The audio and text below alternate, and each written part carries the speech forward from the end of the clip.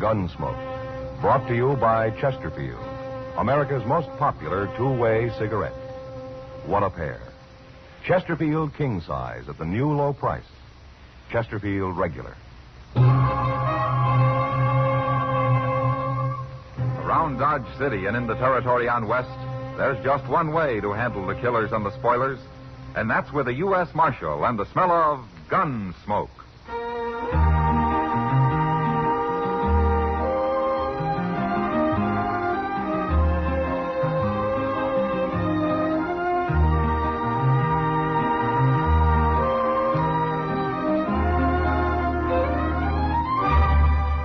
Gunsmoke, starring William Conrad, the transcribed story of the violence that moved west with young America, and the story of a man who moved with it.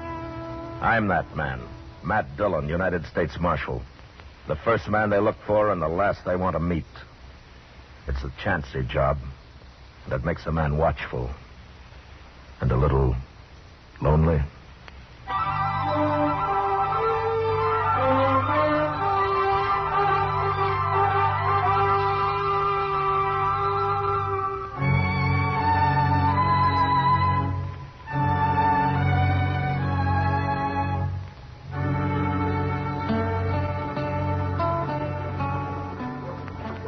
Mr. Dillon, I wonder what Dodge would be like if there wasn't always a crowd moving up and down Front Street. Oh? Just look at them. Everybody going somewheres. Well, there are a lot of them that aren't going anywhere at all, Chester. Just drifting. Yes, sir, I guess you're right at that, Mr. Dillon. I know when I first come to Dodge, I sure didn't have nothing in mind. Leastwise, working for a U.S. Marshal like you. Oh, you must have had some reason to come here, Chester. Well, backwards-like reason, maybe. Huh? What do you mean? Well, it's like it wasn't to come here as much as it was to leave there. What? I say it's like it wasn't to come here as much as it was to leave there. Oh, you mean Texas? Yes, sir. Oh. Why? Mr. Dillon, Texas is mostly populated by my family. I got relatives, thick and thin relatives, all over Texas. Oh, what's wrong with that? Why, it's like having somebody looking over your shoulder all the while. It makes man spooky. Well, sir, I choose to do my sinning where nobody don't know me.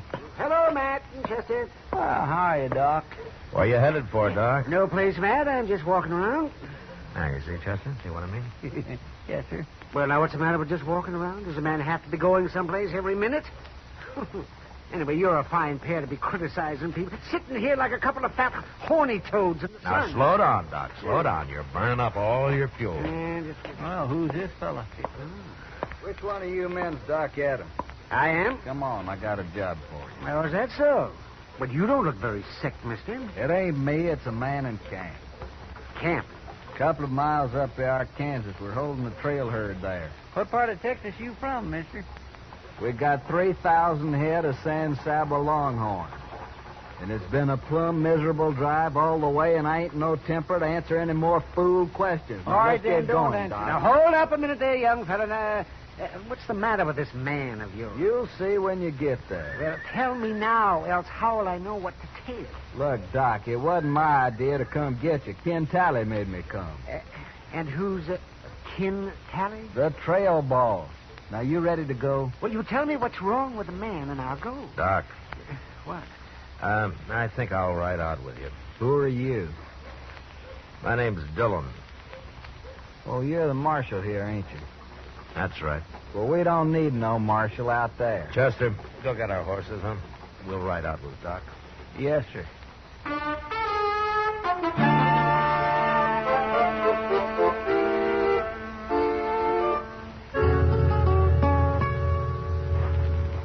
I brought the doc, Ken. How many doctors they got in Dodge anyway, Choke? That's the doc there. Well, who these other two? My name's Matt Dillon, Sally. And this is Chester Proudfoot. How do you do, Mr. Teller? Dillon, huh? Well, I didn't send for you, Marshal. Yeah, I know you didn't. Then what are you doing here? That's a sick man lying in the blanket over there by the fire? You can get mounted and ride right back to Dodge, all three of you. We don't need Doc no more. Oh, no, you don't, mister. If that man's sick, I'm going to take a look at him. It's all right, Doc. Forget him. Come on, Doc.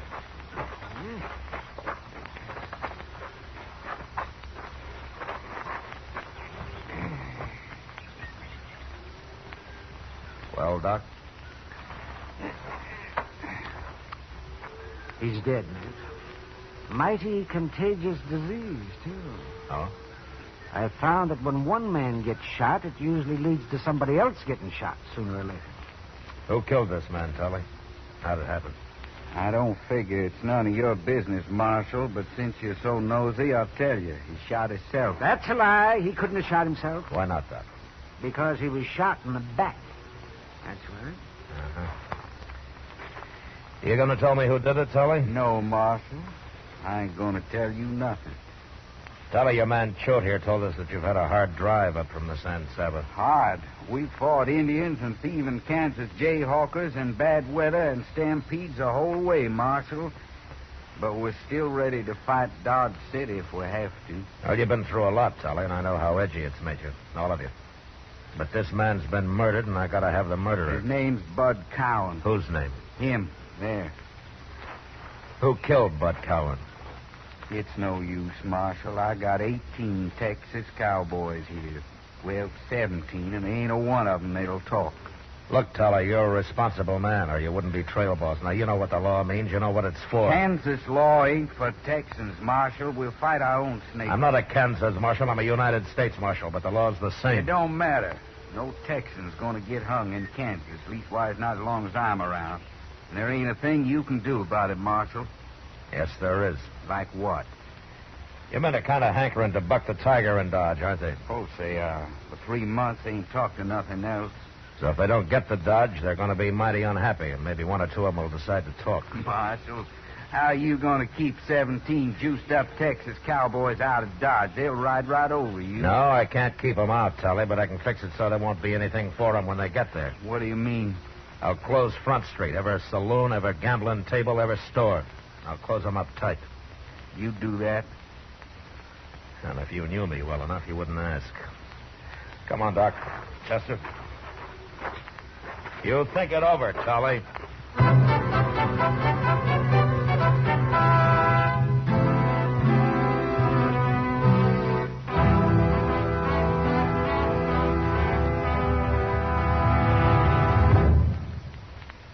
What a pair.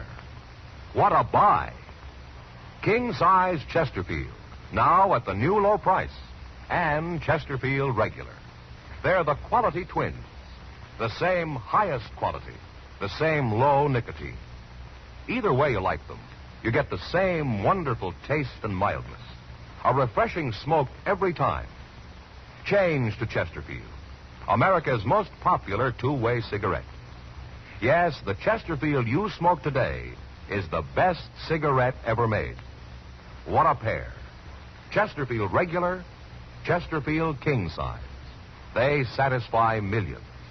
They're best for you.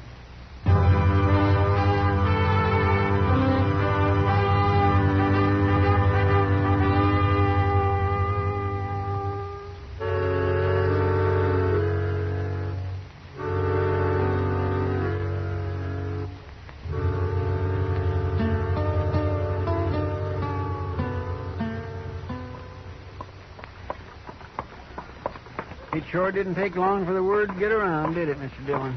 Ken Tully followed us to town yesterday, Chester. He's smart enough to know how the businessmen would react.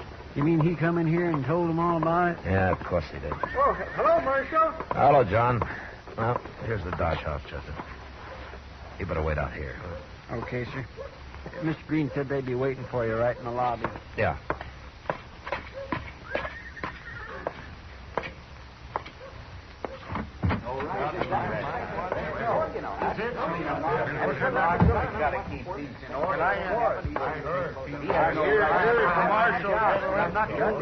Well, I'm glad you came, Marshal.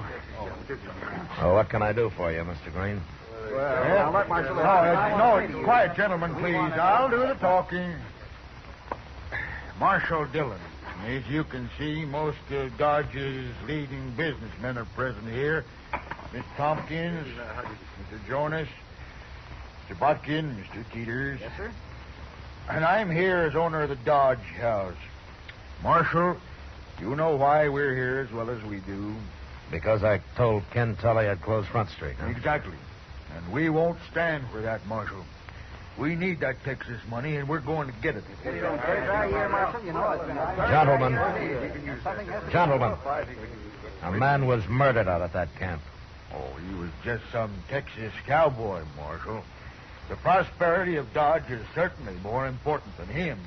Don't you agree, gentlemen? Now, wait a minute. You mean that you so-called good citizens of Dodge are putting a few dollars above the value of the law? Even above the value of a human life? Don't preach to us, Marshal Dillon. All the men you've killed. Mr. Green, I never killed a man in my life except in the performance of duty or in self-defense. All right. All right, that's not important. We're wasting time, gentlemen. I'm hired to enforce the law, and I'm going to do it any way I see fit. Now, is that clear? Well, then we'll complain about you, Marshal. Sure will. We'll all write letters to Washington and have you fired. You will, huh? Good. Fine, that's fine. And maybe I can get a little sleep for a change.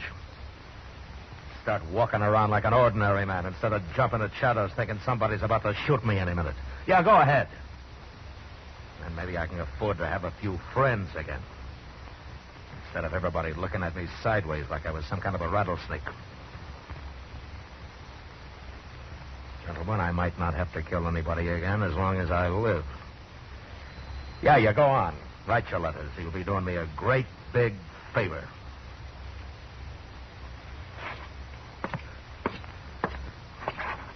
Oh. And just one more thing. There's just about enough money in this job of mine to pay for my ammunition. But I'm still going to close up Front Street.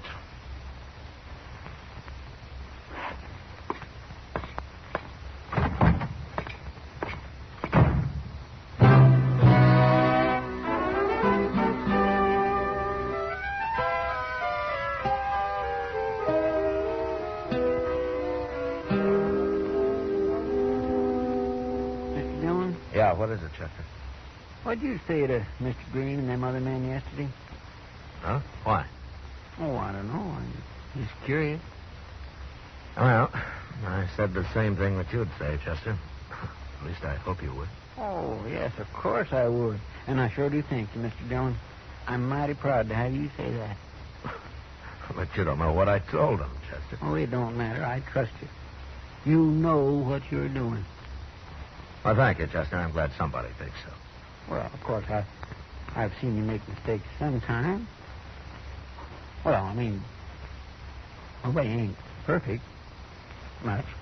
It's a simple thing for anybody. Why don't you go on to the depot and pick up the mail, Chester? Huh? Yes, sir. By the way, that's right. Santa Fe just come in over an hour ago. Good morning, Marshal. Well, Ken Tully. Marshal, this here Sam Peoples I brought with me. Huh? Hello, people. Hello. Marshal, I done a lot of thinking the last day or so. No? Yes, sir. I've decided you're right about the law and all. So I went and brought Sam Peoples in. You mean he killed that man, Bud Cowan? He sure did. And there's 5 cowboys that witnessed it, Marshal, including myself.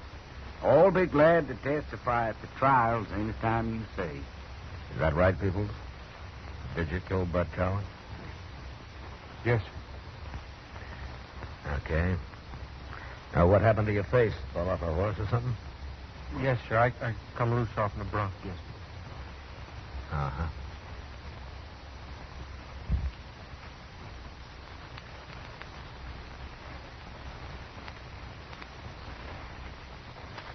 Okay, lock him up, Chester. All right, sir. Everything all right now, Marshal?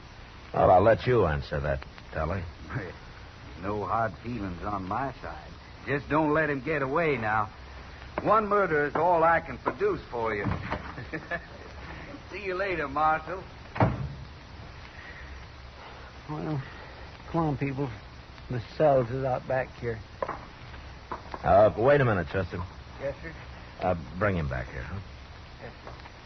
Come on, people. Peoples, tell me something. Are you a Texan? No, sir, I ain't, Marshal. And what are you doing with that San Saba outfit?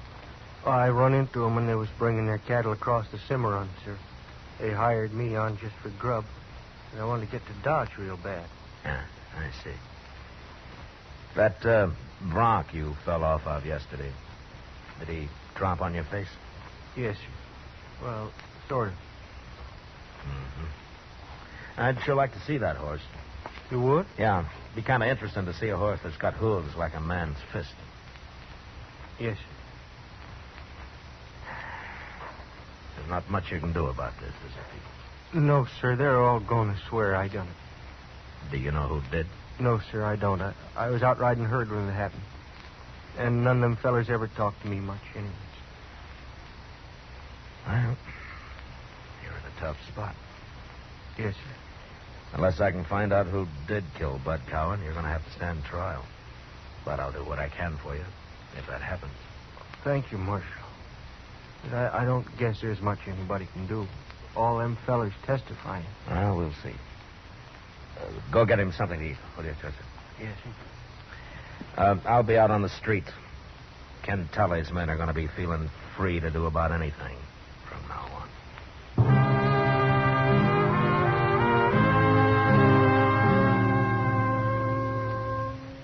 I could picture Tully and his men when he got back to camp, laughing at how they'd put it over on me and the rest of Dodge. I figured Mr. Green and his businessmen had talked to Tully, but I was sure they didn't know Sam Peoples was an innocent man. And neither did they understand the kind of trouble that tampering with the law could lead to. For the Texans, the lid was off. They felt that they were running the town, that nothing could touch them. And all I could do was wait. So I went over to the Texas Trail and sat with Kitty for a while, watching the crowd. I'm glad you're here, Matt. Otherwise, I'd have to be drinking at the bar with one of those beat-up cowboys. Well, I hope I'm not costing you money, Kitty. You are, but I won't starve. Anyway, it's better than trying to grin back at those cowboys. Well, those men have had a rough time coming up the trail, Kitty. Nobody asked them to come. No, I suppose not. You know, Matt, I've worked in a lot of places, even the gold camps. Dodge is worse than any of them. Oh, is that so? Why? I don't know. Maybe the sun, the prairie take too much out of everybody. Seems like every man that comes to Dodge is out to get his own back somehow, even if he has to kill somebody to do it. Well, I guess I follow you, Kitty. All I'm saying is that maybe our hard life makes men kind of angry. They want to fight all the time. Well, something sure makes them want to fight, or at least get drunk. Look at them. Hey, who's that coming this way, man? Huh? There. Now, that's Ken Tully, the San Saba trail boss. Well, he sure looks like he wants to fight. Yeah. Maybe he does, Kitty. I will soon see.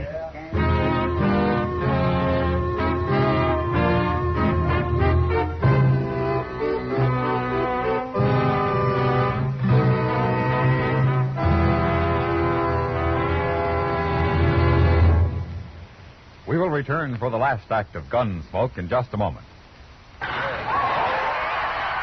Tomorrow afternoon, almost 100,000 cheering people will pack Cleveland's Municipal Stadium for that great annual baseball classic, the All-Star Game. I guess there isn't a fan in the country who wouldn't like to be there. And you folks who are going will notice towering above center field, the mammoth Chesterfield scoreboard. Now, if you visited the American League dugout tomorrow, you'd want to say hello to the Yankees' famous catcher, Yogi Berra. He's a Chesterfield smoker. Has been for 7 years.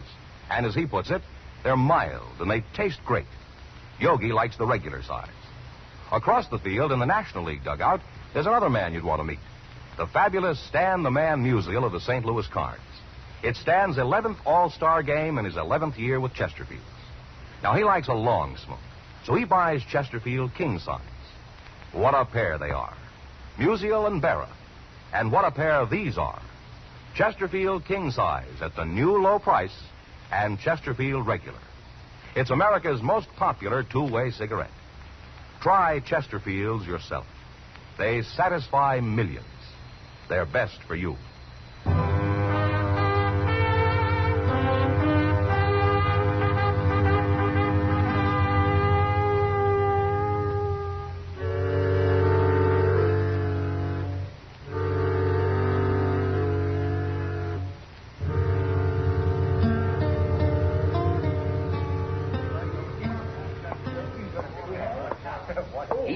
Marshal, Hello, Tally.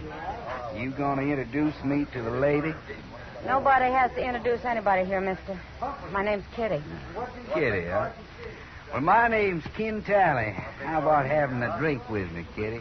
Sorry, I'm busy. Oh, come on. You ain't busy? You heard her, Tally.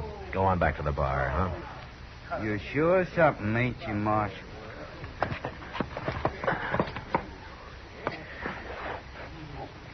Why don't you get going? Okay. Okay, I'll go. Sure I will. Is he crazy or just drunk? I don't know, Kitty. Anyway, I'll bet he gets into trouble before the night's out. Well, if he does, there's plenty of room in jail for him. I take it you've already got a grudge against him. Yeah, I sure have. But it's not on my account. Huh? Whose? An innocent little fella called Sam Peoples. Sam People? Yeah.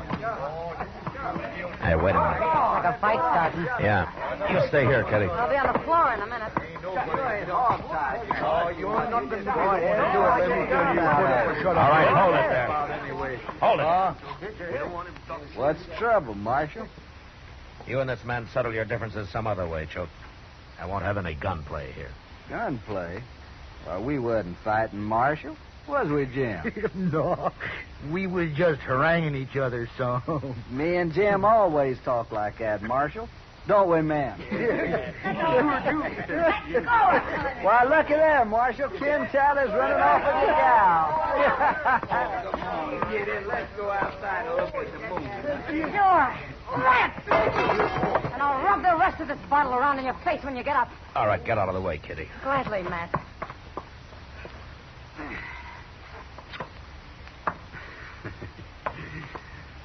I fooled you, didn't I, Marshal?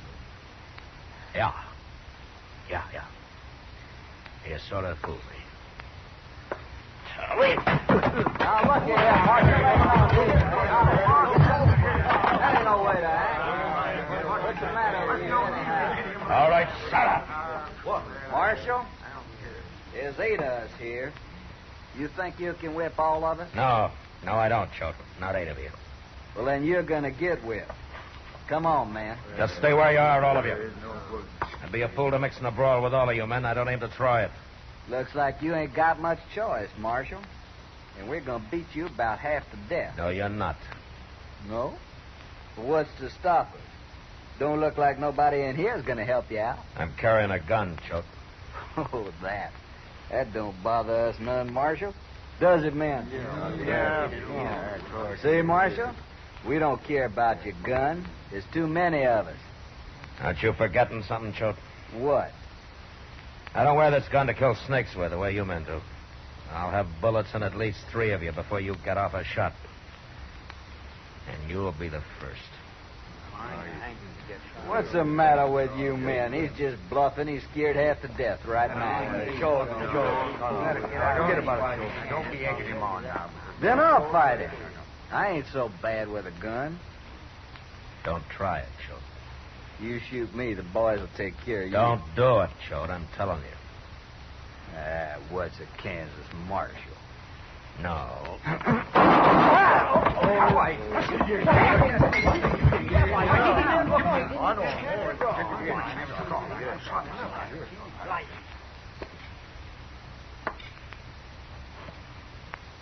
Well, who's next? Any more of you men want to die in this place? All right, then get out of here and get on back to camp. Move.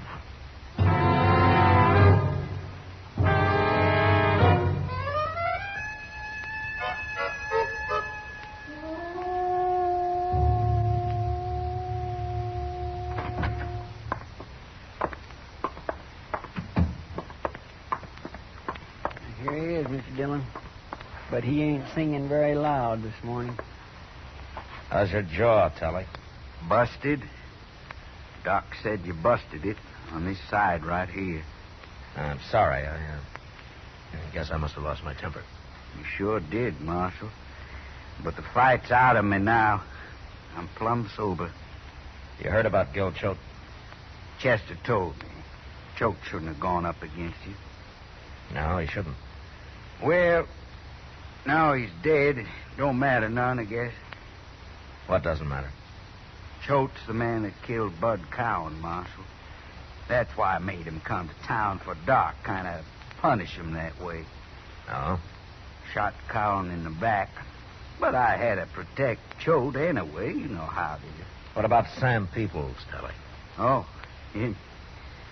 Well, I'd wrote you a letter from Texas, Marshal, saying it was a lie. Anyway, I'm selling them cattle. I aim to be out of here in 2 days, Marshal. Uh-huh. Okay, Telly. Get going. We can be friends now, can't we, Marshal? You ever hear of a lawman with friends? We must have a couple. Yeah. Yeah, I have. A couple. So long, Telly. I'll tell Sam Peoples that you didn't mean it.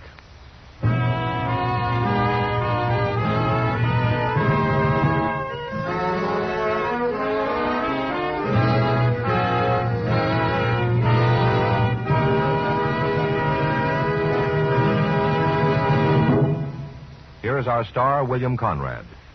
Thank you, George. You know, it's a wonderful cigarette we've been telling you about tonight. I mean, Chesterfield, of course. My cigarette. King size or regular, Chesterfields give you the taste and mildness you want every time you light up. So give them a try. They satisfy millions. You'll like them, too.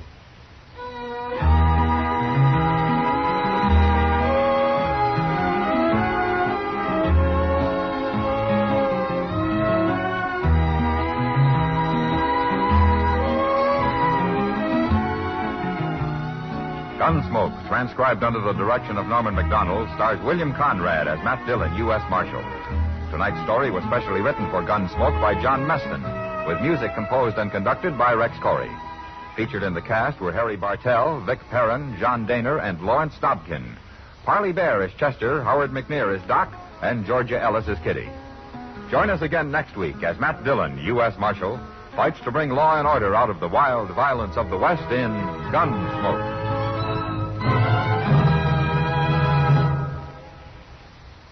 Filter tip smokers, this is it. L&M Filters. At last, a filter tip cigarette with much more flavor, much less nicotine. L&M's Miracle Tip contains alpha cellulose for effective filtration. It's the filter that counts, and L&M has the best. Yes, this is it. As Patricia Morrison puts it, L&M filters are just what the doctor ordered. Buy L&M Filters. The light and mild smoke.